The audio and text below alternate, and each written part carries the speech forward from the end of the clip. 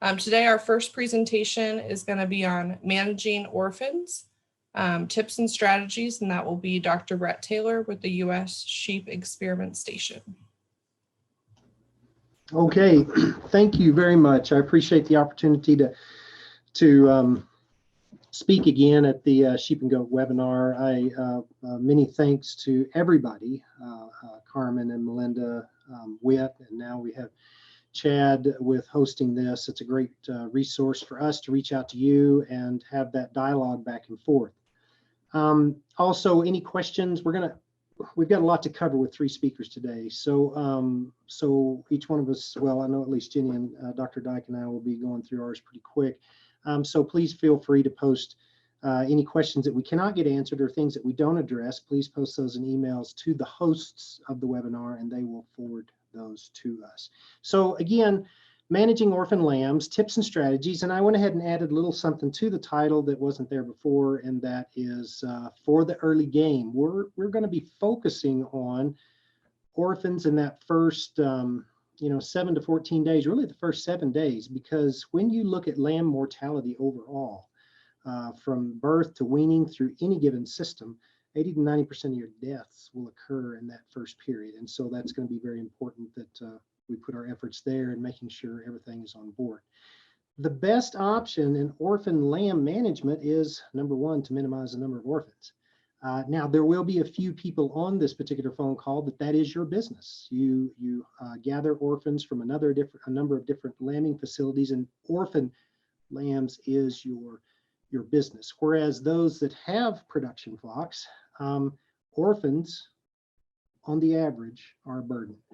And I think the number one question I get year after year for the last 20 years is, how do you make money with orphan lambs? And I'm sorry, I still can't answer that. But what we can do is look at factors that increase the chances of survival, but not just increasing the chances of survival, but increasing the chances of having a good, healthy, vigorous lamb that gains well and gains fast. Because the quicker you can get them through your artificial rearing system, obviously the less expense and labor that you have invested in that particular animal. And that is the number one factor that will cost that erodes your profit potential for orphan lambs. So again, minimizing number of the orphans, that's your first strategy, and really the number one tool is graft. When recipient ewes are not available and grafting is just simply not there, or simply the condition of the lamb will not facilitate and complement a grafting strategy, I also ask you to consider orphan outlets such as sales.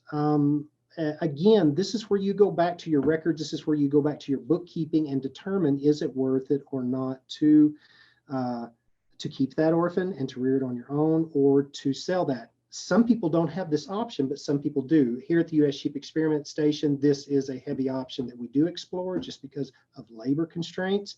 And depending on what the market will bear, you can sell these orphans. The one thing that I'm just going to briefly mention here that we're not going to spend time on because it's going to take up too much time, but this is something that should have been, well, let me back up. When you're looking at minimizing the number of orphans, there's no silver bullet. There's no silver bullet to make orphans go away, or the decision to orphan a lamb. It's always going to be there at one time or another. So there's no one thing that can fix that, but it's the combination of many different decisions that you can make. And some of those decisions can be made all the way back at breeding. And that will be another talk if the board so recognizes that we can look at that sometime. But there are some decisions that you can make, at breeding that will again help trim down the number of orphans that you may have to deal with. But and that goes to identifying, and I think you truly can. You can identify those ewes at breeding that are most likely going to generate surplus lambs. And when I talk about surplus lambs, I'm talking about lambs that they cannot manage on their own, that either are going to have to be grafted or orphaned. But like I said, that's another talk. Let's jump on in to talking when grafting is not an option. So we're just dealing with that unfortunate ewe. On the right side of the screen, we have Taylor Hudson, who was formerly with us and who was commonly assigned suckling graft duties in the lambing shed, and that is indeed the person that's going to make that assessment. Can that ewe, and right here we have a ewe lamb in the picture with her first lamb, and she Taylor right there is stripping those teats, and she's making that evaluation and doing a milk score. Will that ewe, and obviously I think we can look at the condition of that picture. There's no doubt that that ewe will be able to support that lamb down at the bottom right hand of that picture. But when we look at issues that result in orphans, the obvious is the ewe death herself, and that's just an automatic given. The next one is poor mothering ability. Sometimes, and this is going to be probably will deal mainly with your first time lambers, whether they're ewe lambs or whether they're full yearlings. If it's their first time to lamb, sometimes they're just not the best mothers. And again, the person like Taylor in that picture, she's the one that helps makes that decision, because she's there watching that interaction. She's helping that lamb suckle, and she can see whether the bonding is occurring or not, and if there may be a flag or an issue, or we need to keep an eye on that lamb if that lamb indeed has to be orphaned down the road. Also, there's a breed factor there. I don't mean to step on anybody's toe. I know that there's some Suffolk producers in the group, but it's not the only one. There are other breeders, there are other breeds that sometime throughout their entire life don't make the best mothers in terms of that bonding deal. So, but you can manage for this. It's just recording your notes, making your records, and reviewing those. Also, we can deal with body condition, too fat and too skinny. I know a lot of times that our focus is always to the very thin ewe. Will that ewe actually be able to continue that milk production or generate any milk production at all, to where we may have to orphan that lamb? But people realize, that's the struggle with people that are in ranch-based extensive rangeland condition operations. But realize those of you that are on very high quality, maybe a small pasture, irrigated pasture, or even in a dry lot type basis where nutrition is maybe not the challenge, that you look at the science that when you get these ewes too fat and you get those piles of fat developing around that tail head, just because they're fat doesn't mean that they're going to be good milk producers. In fact, that often can be a highly fat ewe can be antagonistic to milk production. So body condition can also be a factor in the ewe that results in generating orphans. Also, we have the diseased ewes. Some of them are chronic, it could be a respiratory issue. We have also temporarily incapacitated, that could be result from milk fever or toxemia or anything, or a birthing problem that puts that ewe down. And by the time you have that ewe up and going, basically something has happened to where she cannot no longer accept those lambs. And so those, again, would be slotted for orphaning. And then one of the main ones is udder. It could be no milk or low milk. We've already talked about that. We can also, and also bring it back in the disease factor of mastitis, and also the conformation of the udder itself. Teat and udder problems, such as a blind half, torn ligaments, to where we have this large pendulous udder that may be dragging the ground that results in problems like mastitis. Also, when we're looking at these first-time lambers, small teats, odd placement, or whatever it may be, these are all things that collectively result in an issue with that lamb successfully bonding and nursing from and maturing and growing off of its birth mother that could result in an orphan. When we look at lamb issues, again, now I'm introducing some abbreviations, so I know the suspense will kill you because I'm not going to define those abbreviations till the next page, and that's the T-N and the LTD lambs, but those are classification abbreviations that I've added for the purpose of this slide. We'll talk about on the next slide. But going back to those lamb issues, for range operations, very extensive operations, it's common to have too many lambs. And, it's a catch-22 because genetics and we want to have a high drop rate because we want to wean the most pounds possible. But on a very extensive system to where ewes really have to work hard for their nutrition out there on the range, that the science is pretty solid, produced here and other places like Montana State, to show that really about 2 lambs per ewe is the max in these extensive Western type range systems in the United States, is about the max that you can carry. But if I want my drop rate to be near 200%, that means that probably a quarter of my ewes are going to be bearing triplets. And therefore, that's an automatic given that one of those will have to be orphaned. Also, the common deal is I've orphaned this one. It's a good lamb. I need a ewe to graft that on, but the timing is not there to where I can have a solid number of successful recipient ewes to take on that graft. Then we get to my next classification. Like I said, I'll define what LTD means in a minute, but we have behavior or size imbalance. So you may have, you may have a set of twins and either one of them is too short, too small, or too clueless. Somebody asked me one time, what do you mean by too clueless? I think a lot of us that have dealt with lambs and kids and whatnot in the situation, it's just that lamb that you're down there, you're trying to teach it to nurse, you're trying to teach it to suckle, and it'll suckle on about anything in that lambing jug except except the teat on that ewe. And if there's a competition problem with maybe one of its twin mates, we can see that sometimes these lambs are a little bit too slow to pick up, and then that would also qualify for them for a potential orphan. The too short, too small, we've seen situations to where we've had Suffolk sheep or Columbia sheep that are almost as tall as a horse, and especially if they're first-time lambers, that udder sits way off the ground and they give birth to a very small lamb, and for some reason, and that lamb physically cannot reach that udder, and so therefore, again, classifying it for a potential orphan lamb. Also, we have developmental and birth impairments. Lethargy, lack of vigor. We could have mouth, leg, eye, feet issues, broken bones. These are all things that are going to put that lamb at a disadvantage, even in a competition with a twin brother or sister, or simply just not vigorous enough or impaired enough they cannot keep up with that particular ewe. Now, to define those initials, the T-N is top notch. What I'm talking about is that when you have a group of orphans, let me back up in the picture here to the right, you can look, oh my goodness, that's just a mess of orphans in that picture. And you can see some, let me get my pointer going here. No, I can't find my pointer, but oh, here it is. You can see I've got the little highlight on this little lamb right here. You can see a little bit of dehydration. This one's humpback drawn up. So these are ones that kind of fall into a little bit of that less than desirable class, where we've seen some really filled out, thick flesh, tall. No doubt that these guys are relatively vigorous.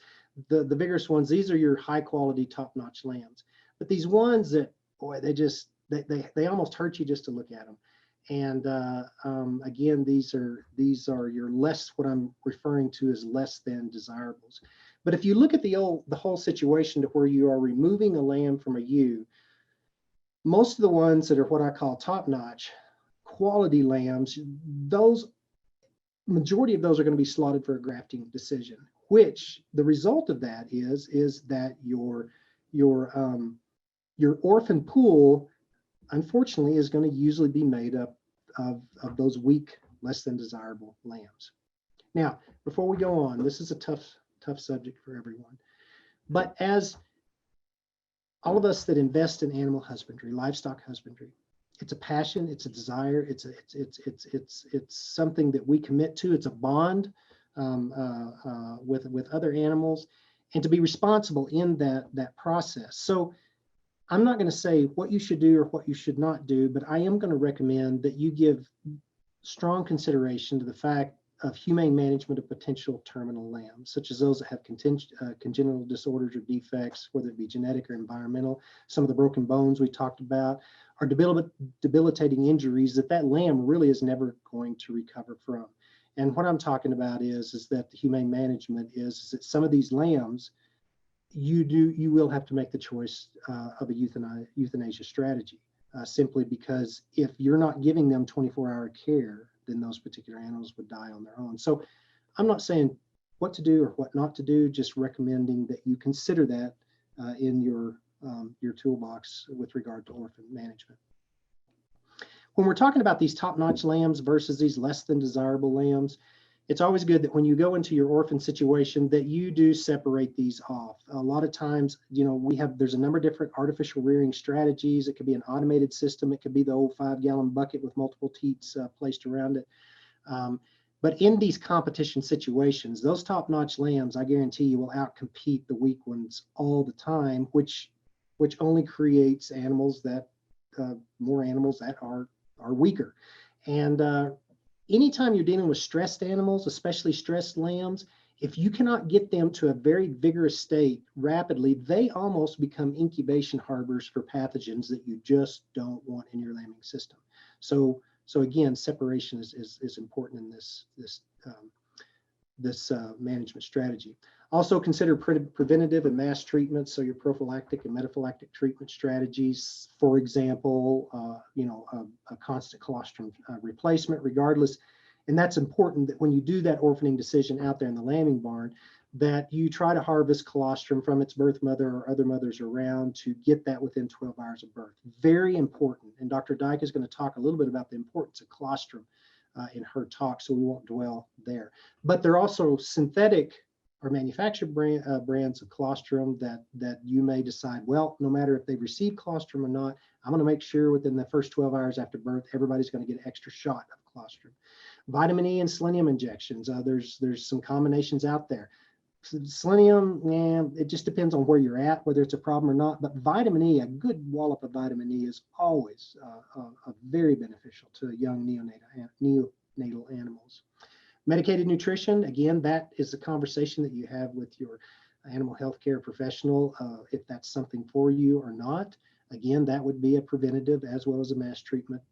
And also your vaccinations. And I've given talks before about the concerns of vaccinating at day 0 or day 1, but you need to have those Clostridium vaccinations going at least out there at about past 14 days of age, and then follow it up with the secondary.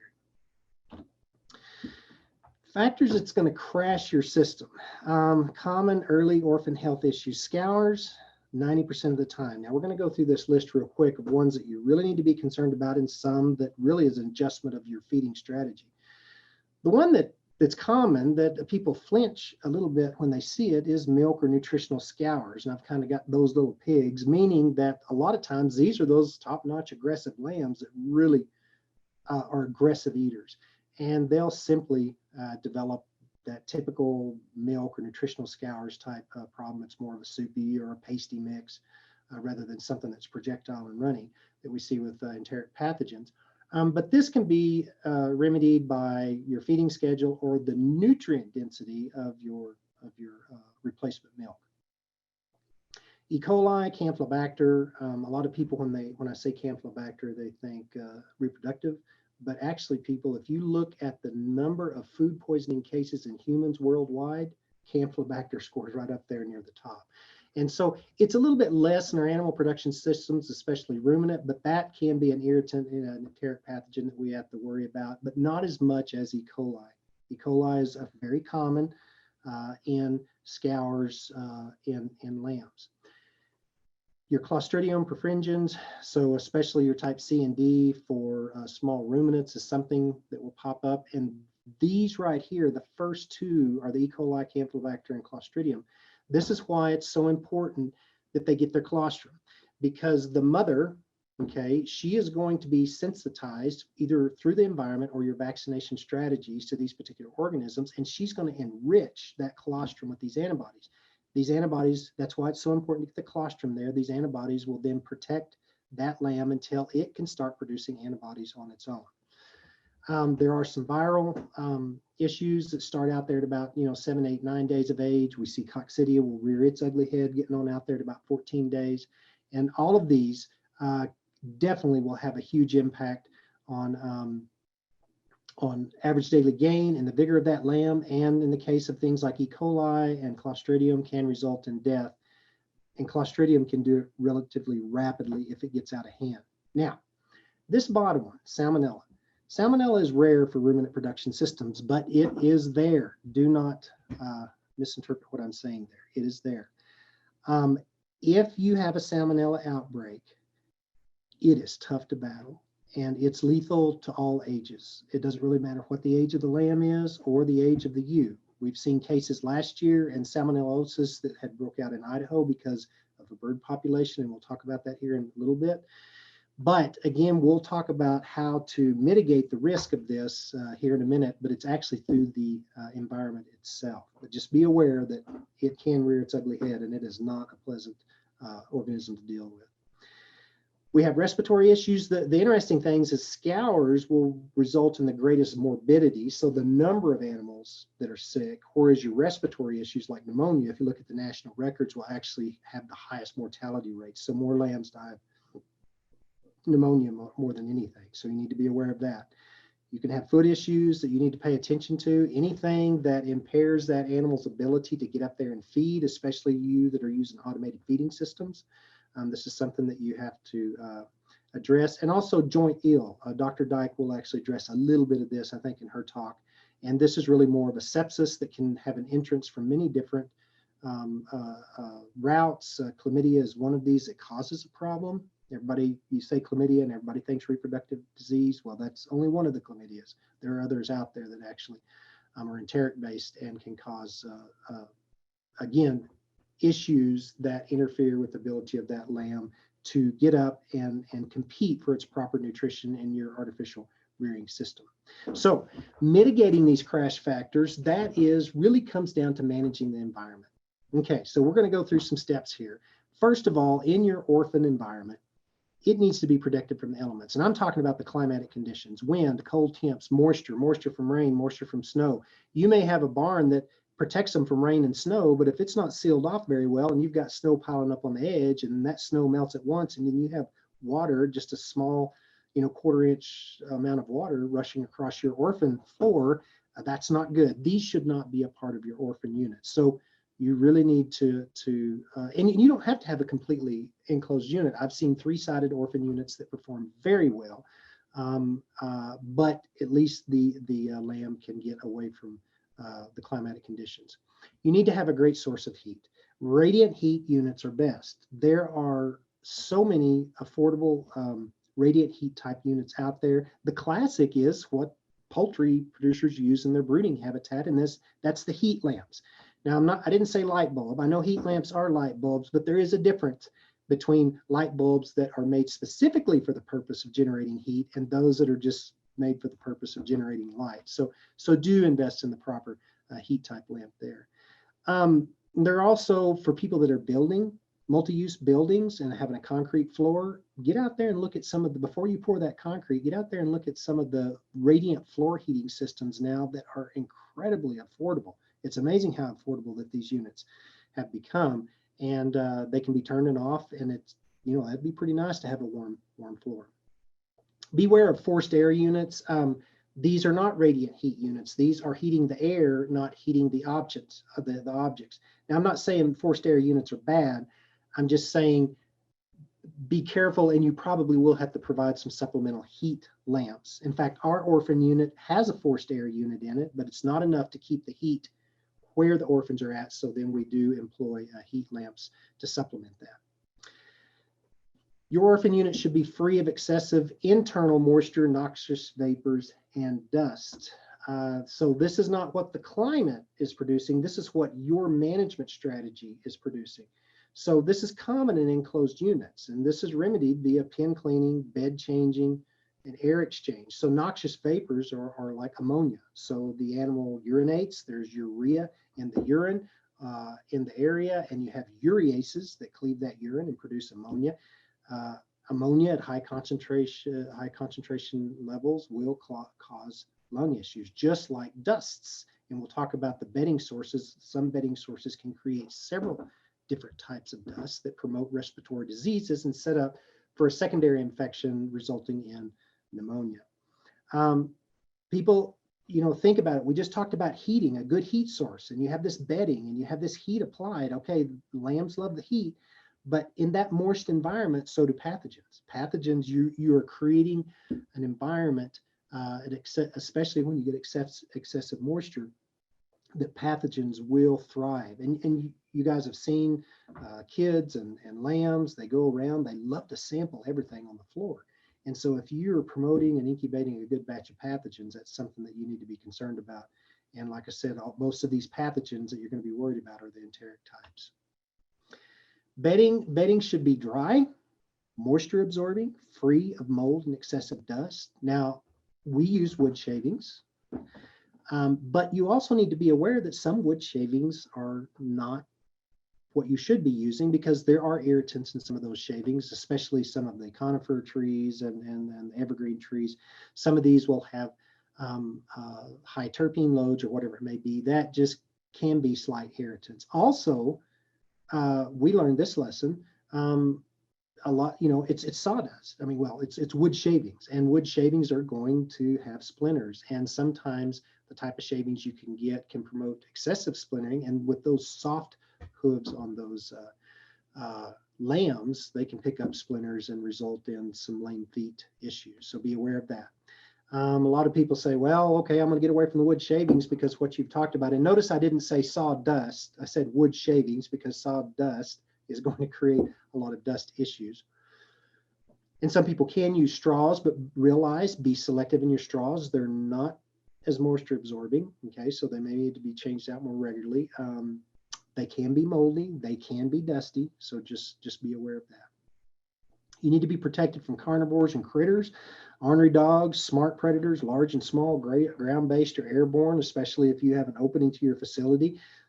All of these, whether we're talking about weasels of all types, I've heard of ermines, I've heard of minks causing problems, I've heard of raccoons and skunks, I've heard of foxes, I've heard about everything, but all of these, even feral cats or even the common house cat that got out of the house, all of these can wreak serious havoc in a matter of minutes on a little orphan facility. Rodents, they're going to be attracted to your milk replacer and creep systems that you have in these systems. And the problem with rodents is they can introduce some serious enteric pathogens. So again, you need to have a rodent control plan, and that plan needs to be implemented way before you set up your orphan operation. Now, back to the salmonella comment I made a while ago. Birds roosting above or feeding from the receptacles in the orphan area are your source of salmonella contamination. And in fact, here in Idaho, the Idaho Fish and Game had just released a warning of salmonellosis in the area because of birds migrating through.